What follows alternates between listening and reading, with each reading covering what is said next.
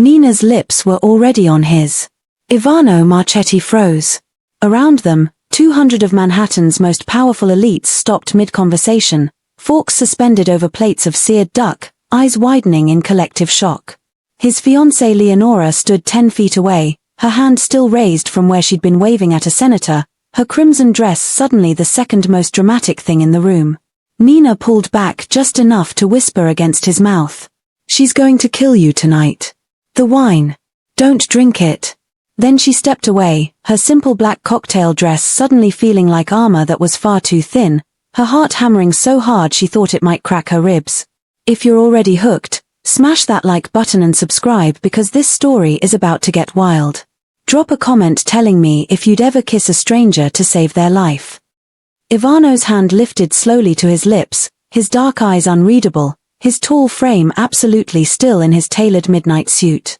He was 42, salt and pepper at the temples, the kind of handsome that came with power and danger in equal measure. Everyone knew his name. Everyone feared his name. Nina was nobody. A 28-year-old catering assistant who'd been hired to work this rooftop engagement party because her sister owed the wrong people money, and Nina was desperate enough to take any job that paid cash up front. She hadn't planned to kiss him. She'd planned to survive her shift, collect her $200, and disappear back into her cramped studio in Queens. But 15 minutes ago, she'd been refilling champagne flutes in the hallway outside the private lounge when she heard Leonora's voice, low and vicious, talking to someone on the phone. "The hemlock extract is already in the decanter. Marcus will make sure he pours from it during the toast. By midnight, Ivano will collapse. They'll think it's a heart attack. Tragic. Sudden. And I'll inherit everything before his brother can contest the will." Nina's hands had gone numb. The champagne bottle had nearly slipped from her grip. She'd stumbled backward, her mind screaming at her to run, to forget what she'd heard, to let powerful people destroy each other the way they always did. But then she'd thought about her sister, about the men who'd come to their door last month with knives and smiles, about how nobody had helped them because nobody helped people like them. And she'd walked back into the ballroom, her phone recording in her pocket, her entire body shaking. She'd pushed through the crowd, past security who assumed she was supposed to be there, past women in diamonds and men in silk ties, until she stood in front of Ivano Marcetti. And she'd kissed him. Now, the room erupted. "What the hell?" Leonora's voice cut through the chaos, sharp and furious. She strode forward, her heels clicking like gunshots. "Who is this woman?" "Security." Nina's breath caught. She'd saved him. Maybe. But she'd also just destroyed herself. Two men in black suits moved toward her from opposite sides of the room. Ivano raised one hand, and they stopped instantly, as if he'd cut their strings. His eyes never left Nina's face. "Everyone out." The words were quiet, but they carried. Within seconds, guests began moving toward the exits, confused murmurs filling the air, phones already out to text and call, to spread the gossip that would be all over New York by morning. Leonora didn't move. "Ivano, I don't know what kind of stunt this is, but... out." His voice didn't rise, but Leonora flinched as if he'd shouted. Her face went white, then red, and she turned on her heel and stalked toward the elevator, her hand clutching her tiny purse so hard her knuckles looked like they might split the skin. Nina stood frozen as the rooftop emptied. The string quartet packed up their instruments. The catering staff fled like mice. Within 3 minutes, it was just her, Ivano, and the 2 security guards by the elevator. Ivano gestured toward the private lounge. Inside. Nina's legs moved on autopilot. She stepped into the smaller room, all leather couches and dark wood, floor-to-ceiling windows overlooking the glittering city. The door closed behind them with a soft click. Ivano didn't sit. He stood with his hands in his pockets, studying her the way someone might study a bomb they were trying to decide whether to defuse or detonate. "Explain." Nina's mouth was dry. She pulled out her phone with trembling fingers, opened the recording, and played it. Leonora's voice filled the room, cold and precise. "The hemlock extract is already in the decanter. Marcus will make sure he pours from it during the toast." Ivano's expression didn't change, but something happened behind his eyes. Something dark and final. The recording ended. Silence pressed down like a weight. Why? He asked. Nina blinked. Why what? Why did you risk yourself? You don't know me. She laughed, and it came out half-broken. I don't know. Maybe I'm stupid. Maybe I've watched too many people get away with hurting people who can't fight back, and she shook her head. I couldn't let it happen. Not when I knew. Ivano walked to the bar cart in the corner, lifted the crystal decanter, and poured a small amount into a glass. He held it up to the light, swirled it, then set it down carefully. What's your name? Nina. Nina Delgado. You work for the catering company. Tonight, yes. And tomorrow? She shrugged helplessly. I have a second job at a bookstore in Brooklyn. I babysit on weekends. I'm nobody important. You just saved my life. He turned to face her fully. That makes you very important. Nina's throat tightened. She didn't know what to say to that. Ivano pulled out his phone, made a call. Cancel the engagement. Effective immediately. Send the announcement to the press. Yes, now. He hung up and looked at Nina again. You understand what you've done. I saved you from being poisoned. You've also made yourself a target. Leonora doesn't forgive. Neither does Marcus Hale, if he's involved. He stepped closer. You can't go home tonight. Probably not for a while. Nina's stomach dropped. What? I'm offering you protection. You'll stay in my guest suite. You'll be seen with me publicly. We'll let people think whatever they want to think about why you kissed me. His mouth almost smiled, but it didn't reach his eyes. It's the safest option. I can't just move into your house. Penthouse. And yes, you can.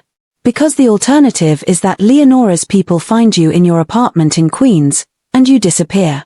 The words landed like ice water. Nina thought about her sister, about the tiny studio with the broken lock, about how easy it would be for someone to walk in while she slept. This isn't a fantasy, Ivano said quietly, reading her face. This is survival. I'm giving you a chance to live through this. Take it. Nina closed her eyes. When she opened them, he was still watching her with that unreadable expression, patient and immovable. Okay, she whispered. Okay. The penthouse was ridiculous. Nina stood in the guest suite, which was larger than her entire apartment, staring at the king-sized bed with its slate-grey duvet, the ensuite bathroom with heated floors, the walk-in closet that currently held nothing but empty hangers. Ivano had driven her here himself, his sleek black car cutting through Manhattan traffic like a knife, silence filling the space between them. He hadn't asked more questions. Hadn't tried to make small talk. When they'd arrived, he'd walked her to the guest suite, handed her a keycard, and said, "Make yourself comfortable. We'll talk in the morning." Now it was almost midnight, and Nina sat on the edge of the bed, still in her black dress, feeling like she'd stepped into someone else's life. Her phone buzzed. A text from her sister Lila. "Where are you? You were supposed to be home by 11. Nina typed back. Something came up. "I'm safe. I'll explain tomorrow." She couldn't explain tonight. She didn't even understand it herself. She changed into the oversized t-shirt she'd grabbed from her apartment during their brief stop, climbed under the covers, and stared at the ceiling. Somewhere in this massive penthouse, Ivano was probably doing the same thing. The man whose life she'd saved. The man whose engagement she'd destroyed. The man she'd kissed in front of 200 people without permission, because it was the only thing her panicked brain could think to do to stop him from drinking poisoned wine. Nina pressed her hands over her face and tried not to think about how his lips had felt. Warm. Surprised. Alive. She fell asleep without meaning to, and dreamed of shattered champagne glasses and women in red dresses with knives behind their backs. Morning came with pale sunlight and the smell of coffee. Nina found Ivano in the kitchen, standing at the marble counter in dark jeans and a white shirt, sleeves rolled to his elbows, reading something on his tablet. He looked up when she entered. "Coffee?" he asked. "Please." He poured her a cup without asking how she took it, just slid the mug across the counter along with cream and sugar. Nina doctored it heavily and took a grateful sip. "Did you sleep?" he asked. "A little." "You?" "No." He set down the tablet. We need to establish some rules. Nina's stomach tightened. Okay. First, you stay inside unless you're with me or with security. No exceptions. Second, we're going to be seen together publicly. Dinners, events, charity galas. People need to believe we're involved. Why? Because if they think you're under my protection, they won't touch you. If they think you're just some random woman who kissed me, you're vulnerable. Nina set down her mug. So this is fake. This is strategic. His dark eyes held hers. But it has to look real. For how long? Until Leonora and Marcus are dealt with. How will you deal with them? You don't need to know that. Nina bristled. I think I do, actually. I'm the one who gave you the recording. And I'm grateful. But this is my world, not yours. You don't need the details. He paused. Trust me. Trust him. Nina wanted to laugh. She'd known him for less than 12 hours. But she'd also seen the way he'd looked at that poisoned decanter, the coldness that had settled over him like winter frost. Whatever he was planning, it would be thorough. Okay, she said finally. What do I need to do? Be yourself. Be visible. Let me handle the rest. Over the next week, Nina learned what it meant to live in Ivano Marcetti's world. They went to dinner at restaurants where the menus had no prices and everyone knew his name. They attended a gallery opening in Chelsea where abstract art sold for 6 figures and women in furs air-kissed and whispered behind their hands. They sat in his private box at the opera, and Nina pretended to understand what was happening on stage while secretly just watching the way the light caught in his dark hair. Ivano was careful with her. Polite. He pulled out her chair, held doors, rested his hand on the small of her back when they walked through crowds. It all looked natural. Possessive, even. But back at the penthouse, he retreated to his study or his bedroom, and they barely spoke. It was like living with a ghost who occasionally materialized to take her to fancy parties. On the 8th night, Nina was sitting on the living room couch in sweatpants and one of Ivano's borrowed sweaters, eating ice cream straight from the carton, when he emerged from his study. He stopped when he saw her, something almost amused crossing his face. Mint chocolate chip, he observed. The correct choice, Nina said around a mouthful. He crossed to the couch and sat down, leaving a careful foot of space between them. You looked uncomfortable tonight. They'd been at a charity gala for a children's hospital. Nina had worn a borrowed dress, shaken hands with people whose names she immediately forgot, and smiled until her face hurt. I'm not good at this, she admitted. Pretending. You're doing fine. I feel like a fraud. Ivano tilted his head, studying her. Why? Because I'm not one of them. I don't belong in rooms like that. Neither do I. Nina blinked. You're Ivano Marcetti. I'm the son of a man who built his empire on fear and violence. I inherited a legacy I didn't choose. Every person in that room tonight smiles at me because they're afraid not to. There was something raw in his voice, something Nina hadn't heard before. Do you want them to like you? She asked quietly. No. I want them to leave me alone. Nina set down the ice cream. Then why do you keep going to these things? Because power requires visibility. If I disappear, someone else takes my place. Someone worse. That sounds lonely. Ivano's jaw tightened. It is. The admission hung between them, honest and unexpected. Nina felt something shift, a door cracking open that had been locked tight.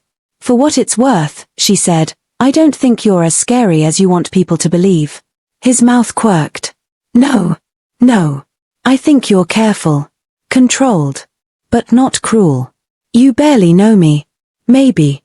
But I've been watching you for over a week. You're kind to waiters. You tip bartenders too much. You stopped to pet a dog in Central Park when you thought I wasn't looking. Ivano's expression shifted, something almost vulnerable flickering across his face before he locked it down again. You shouldn't trust me, he said quietly. Maybe not. But I do. Their eyes held, and for a moment, the carefully maintained distance between them felt fragile, like glass about to crack. Then Ivano stood. Get some sleep, Nina. We have brunch tomorrow with the mayor. He walked away before she could respond, disappearing into the shadows of the hallway. Nina sat alone with her melting ice cream, her heart beating too fast, wondering when exactly this had stopped feeling like survival and started feeling like something else. The brunch was excruciating. Mayor Whitmore was a large man with a booming voice and a tendency to interrupt. His wife was thin and anxious, picking at her eggs Benedict while her husband held court about infrastructure and tax policy. Nina smiled and nodded and tried not to spill mimosa on the white tablecloth. Ivano was different here than he was at the penthouse. Polished. Impenetrable. He deflected the mayor's probing questions about his business ventures with practiced ease, redirected conversations before they turned uncomfortable, and touched Nina's hand at exactly the right moments to suggest intimacy without confirming anything. When they finally escaped to the car, Nina sagged against the leather seat. "Does it ever get easier?" she asked. "No." She laughed, surprised. "That's not encouraging. You didn't ask for encouragement. You asked if it gets easier."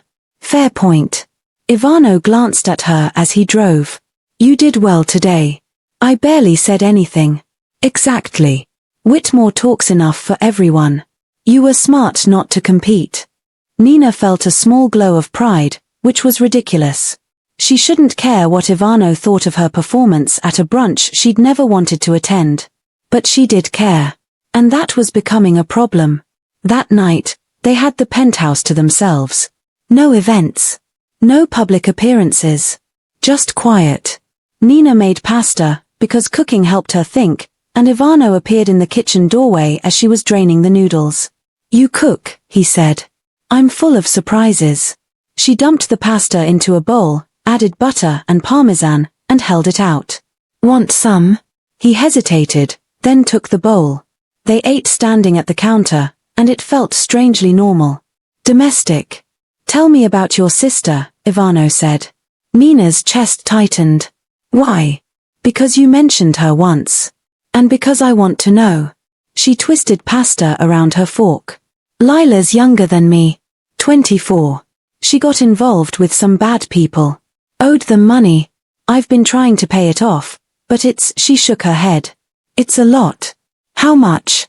30,000. Ivano didn't react, but Nina saw him calculating. For him, that was probably pocket change. For her, it was impossible. "I'll take care of it," he said. "What?" "No. Absolutely not." "Nina. I don't want your money. I'm not," she set down her fork. "I'm not with you because of what you can give me. I'm here because I didn't want you to die." Something fierce and complicated crossed his face. "I know that. So don't treat me like I'm something you can just fix with a checkbook. I'm trying to help. Then help by seeing me as a person, not a problem." The words came out sharper than she'd intended, but she didn't take them back. Ivano was quiet for a long moment. Then he nodded slowly. "You're right. I'm sorry." The apology surprised her. Nina had the sense that Ivano didn't apologize often. "It's okay," she said quietly. They finished eating in silence, but it wasn't uncomfortable. It felt like something had been established. A boundary, maybe. Or a beginning.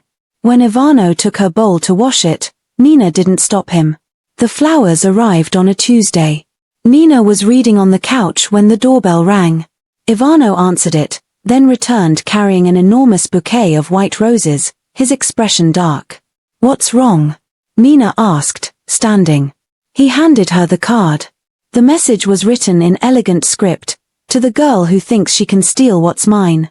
You have no idea who you're dealing with. L." Nina's hands went cold. "Leonora. She's escalating." Ivano pulled out his phone, made a call. "I need additional security on the penthouse. Now." "Yes. Thank you." He hung up and looked at Nina. "You're not going anywhere alone. Not even to the lobby."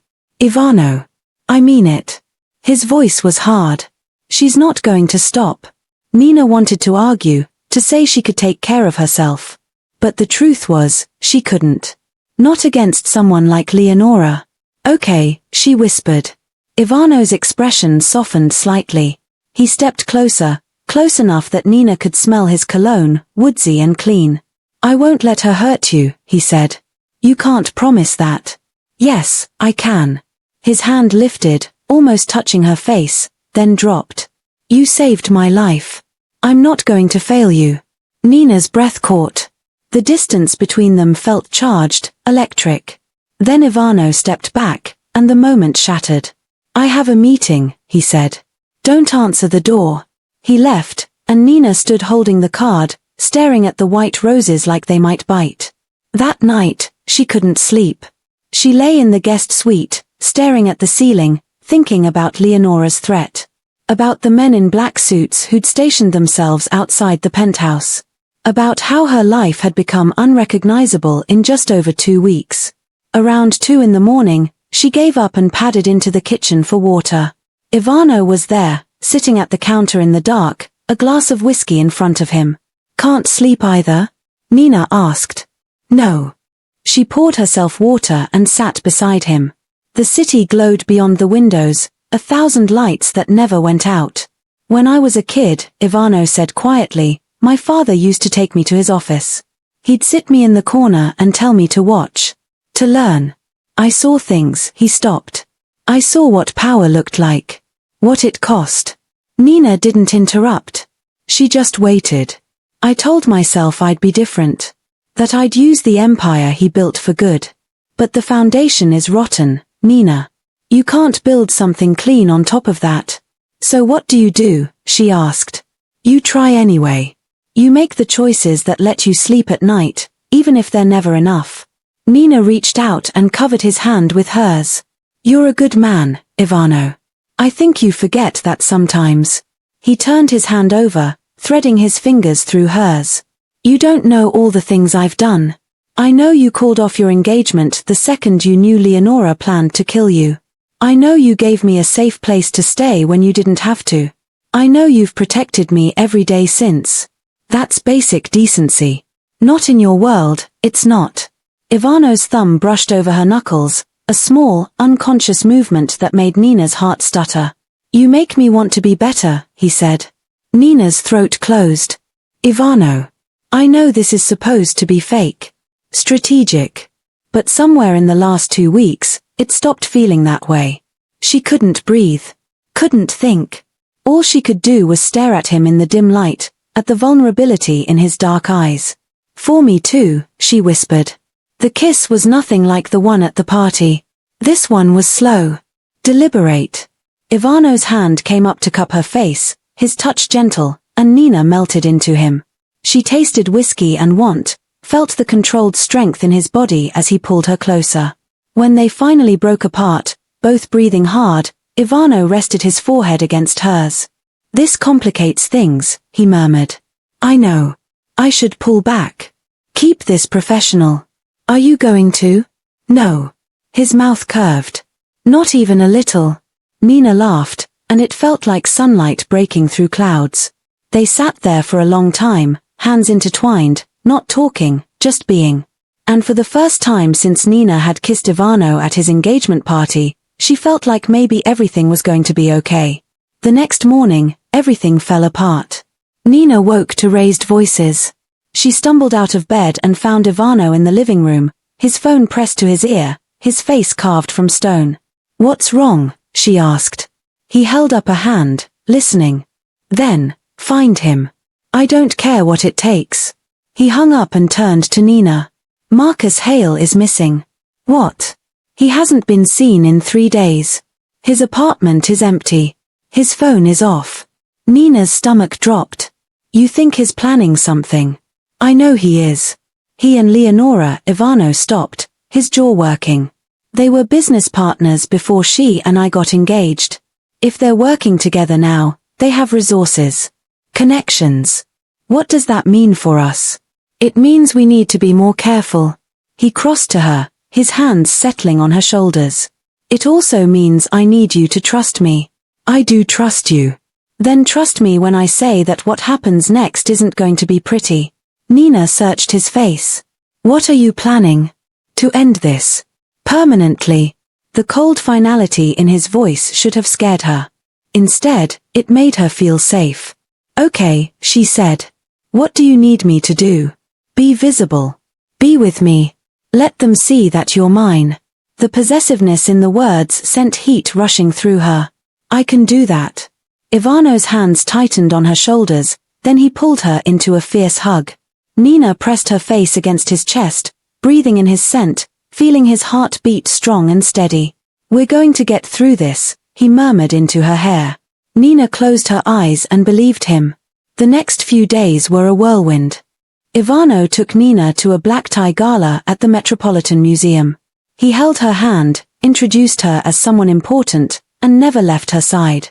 They danced in the Hall of Egyptian Art, surrounded by ancient statues, and Nina felt like she was living in a dream. But beneath the glamour, tension coiled tight. Security followed them everywhere. Ivano made phone calls in rapid Italian that Nina didn't understand. And twice, she caught him staring out the penthouse windows with an expression so bleak it made her chest ache. On the fourth night, he finally told her. I found Marcus. They were in his study, the room lined with books and dark wood, a fire crackling in the fireplace. Nina sat in one of the leather chairs, Ivano standing by the window. Where? She asked. He was meeting with a supplier. Someone who deals in untraceable weapons. Ivano's mouth was a hard line. He was planning to come after you. Nina's blood went cold. What? Leonora gave him the order. She thinks if you're gone, I'll be vulnerable. Easy to manipulate. So what happens now? I've made sure Marcus won't be a problem anymore. The euphemism was clear. Nina should have felt horrified.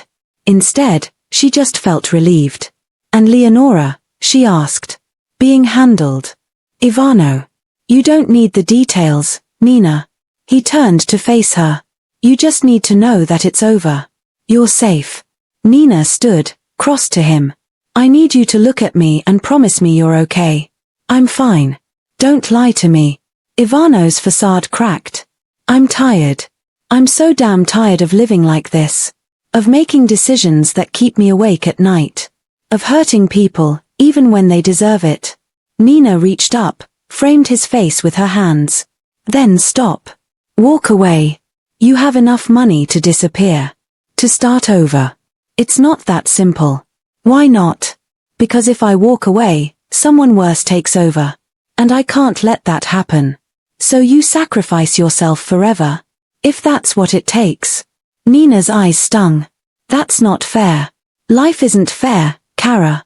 The endearment, spoken in soft Italian, broke something inside her.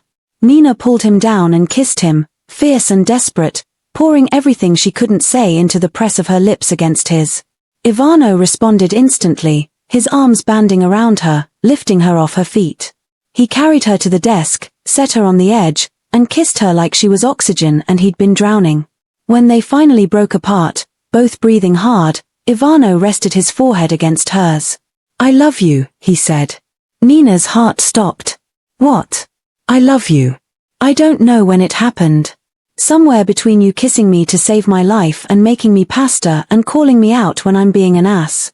But I love you, and I'm not going to apologize for it. Tears spilled down Nina's cheeks. I love you too. Then stay. Not because you're hiding. Not because it's strategic. Stay because you want to. Yes, Nina whispered. Yes, I'll stay. Ivano kissed her again, softer this time, reverent. And Nina felt the future rearrange itself into something neither of them had planned but both of them wanted desperately. They stayed in the study until the fire burned low, wrapped in each other, talking in quiet voices about dreams and fears and possibilities. And for the first time in weeks, Nina felt like she could breathe. 2 weeks later, the news broke. Leonora Del Rio was arrested on charges of attempted murder and conspiracy. The evidence was overwhelming: recordings, witness testimony, financial records showing payments to Marcus Hale. Marcus himself had disappeared, and Nina didn't ask where. The media exploded. Every tabloid and news outlet ran stories about the socialite who'd tried to kill her mafia boss fiancé, about the mysterious woman who'd stopped her with a kiss. Photographers camped outside the penthouse. Nina's face was plastered across magazine covers. Her sister called, frantic, and Nina had to explain everything over a 3-hour video call that ended with Lila crying and promising to visit. Through it all, Ivano was steady. He held press conferences, made statements, and shielded Nina from the worst of it. He hired a lawyer to handle the harassment. He made sure she felt safe. And slowly, the chaos began to settle. 1 month after Leonora's arrest, Ivano came home with plane tickets. "Where are we going?" Nina asked, taking them from him. "Italy. My family has a villa in Tuscany. I thought we could use a break." Nina stared at the tickets, then at him. "Are you serious?" "Completely. We've earned some peace, don't you think?" Nina launched herself at him, and Ivano caught her, laughing, spinning her around. "Yes," she said. "God, yes." The villa was everything Nina had imagined and more. Rolling hills covered in vineyards. Stone walls warmed by the sun. A kitchen that smelled like rosemary and lemon. They spent their days exploring nearby towns, eating pasta and gelato, drinking wine on the terrace as the sun set. Ivano was different here. Lighter. He smiled more, laughed easier, and touched Nina constantly, as if he couldn't quite believe she was real.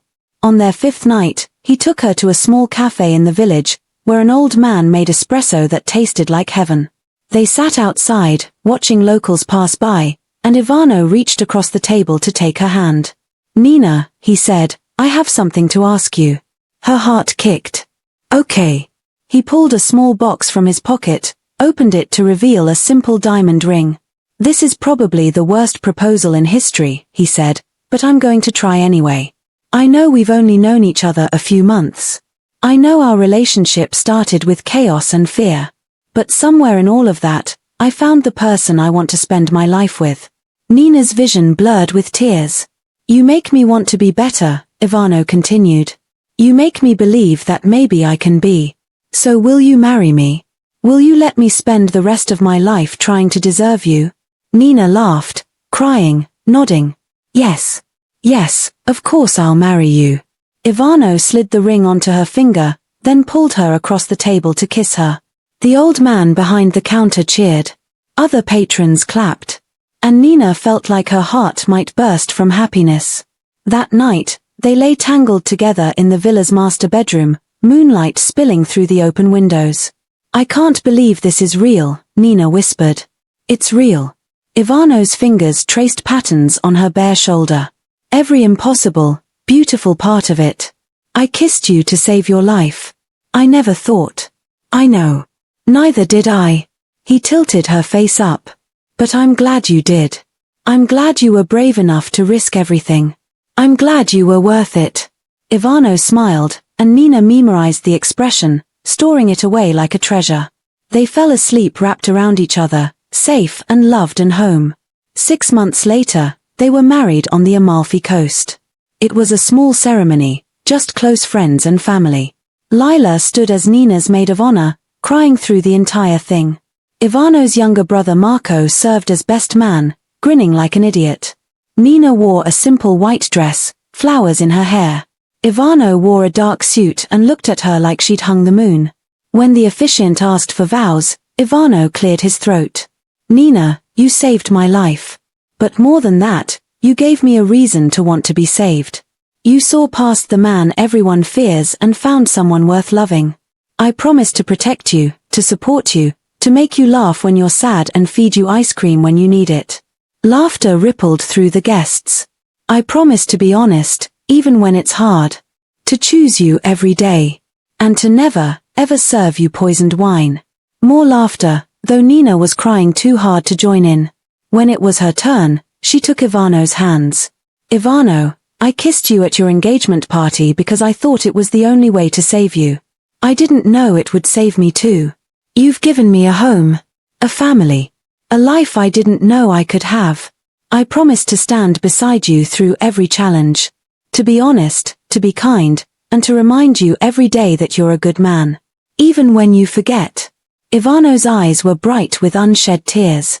"I love you," Nina finished. "And I always will." They kissed before the officiant could pronounce them married, and the crowd erupted into cheers. Later, at the reception, as they danced under strings of lights with the Mediterranean breeze in their hair, Nina rested her head against Ivano's chest. "Happy," he murmured. "So happy I can't even describe it." Good. That's how I want you to feel every day for the rest of our lives. Nina pulled back to look at him. That's a big promise. I've never been more serious about anything. Nina kissed him, soft and sweet, tasting salt air and champagne and joy. Around them, their friends and family danced and laughed. Lila spun past with Marco, both of them tipsy and giddy. The photographer captured moments that Nina would treasure forever. But in that moment, all that mattered was Ivano's arms around her, his heart beating steady beneath her palm, and the future stretching out before them like an open road. Thank you, she whispered. For what? For being someone worth saving. Ivano's smile was soft, genuine, and entirely hers. Thank you for being brave enough to try. They danced until the stars came out, until the last song played, until the fairy lights dimmed and guests began drifting away. And when they finally left, hand in hand, Nina looked back at the celebration one last time. She'd walked into that engagement party 2 years ago expecting nothing more than a paycheck and a quiet exit. Instead, she'd found chaos and danger and a love that had rewritten every plan she'd ever made. She'd kissed a stranger to save his life. And in return, he'd given her everything. So that's the story of how one desperate kiss changed 2 lives forever. If you made it this far, you're amazing. Drop a comment telling me what you thought. Would you have done what Nina did? And don't forget to hit that subscribe button and smash the like if you want more stories like this. 3 years later, Nina stood in the nursery of their Manhattan penthouse, rocking their daughter Sophia to sleep. The room was painted soft yellow, filled with toys and books and the kind of love Nina had once thought existed only in fairy tales. Through the window, the city glittered, endless and alive. Ivano appeared in the doorway, leaning against the frame with his arms crossed, watching them with an expression so tender it made Nina's chest ache. She's asleep, Nina whispered. Finally. He crossed to them, pressed a kiss to Sophia's dark curls, then to Nina's temple. You're incredible, you know that? I'm tired. There's a difference. You're both. Nina smiled, carefully transferring Sophia to her crib. The baby sighed but didn't wake, her tiny fist curled against her cheek. They stood together, watching her breathe, and Nina felt the weight of gratitude settle over her like a blanket. Do you ever think about that night? Ivano asked quietly. The engagement party? Every day, Nina admitted. Do you? All the time. I think about what would have happened if you hadn't been brave. If you'd walked away.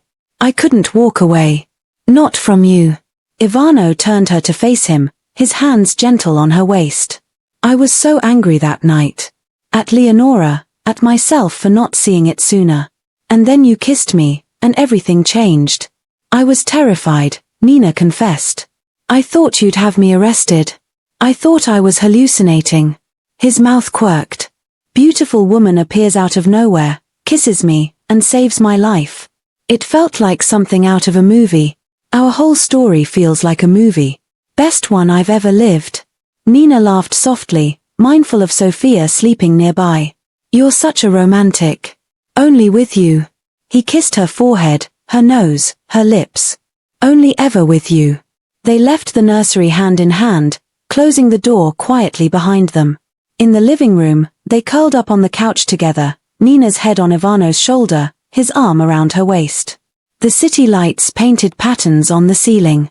I gave the Tuscany villa to Marco, Ivano said. Nina lifted her head. What? Why? Because I don't need it anymore. And he's getting married next year. He and Elena deserve a place to start their life together. That's incredibly generous. I'm feeling generous. He smiled. Besides, we have everything we need right here. Nina settled back against him, feeling the truth of it. The penthouse was full of life now. Sophia's toys in every corner. Nina's books stacked on shelves. Photos covering the walls, their wedding, lazy days in Italy, Sophia's first smile. It wasn't just Ivano's space anymore. It was theirs. I saw the article, Nina said. The one about your foundation. Ivano had spent the last 2 years transforming his business empire. Legitimate investments, philanthropic ventures, programs for at-risk youth. It was slow, painstaking work, unraveling decades of his father's legacy and building something new. But he was doing it. It's not enough, he said. But it's something. It's everything, Nina corrected. You're changing lives, Ivano. We're changing lives. None of this happens without you. It was true. Nina had helped design the youth programs, had insisted on art and music education alongside job training. She'd visited the centers, talked to the kids, shared her own story of growing up with nothing and fighting for everything. She'd become the face of hope that Ivano's foundation represented. And she loved it. Sophia's going to grow up knowing she can change the world, Nina said softly. She's going to grow up knowing she already comes from people who tried. Ivano's hand found hers, their fingers interlacing. That's the best gift we can give her. Nina turned her face into his neck, breathing him in. I love you. I love you more. Impossible. Want to bet? She laughed, and Ivano caught the sound with his mouth, kissing her slow and deep. When they finally broke apart, both of them were smiling. Same time tomorrow?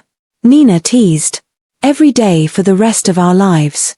It was a promise he'd kept since the moment he'd slipped that ring on her finger in a tiny Italian cafe. A promise Nina knew he'd keep forever.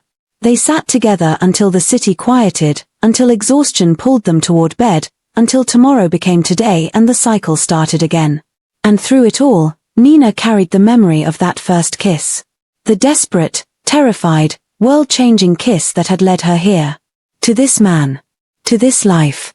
To this love. She wouldn't change a single moment. Not the fear, not the danger, not the chaos.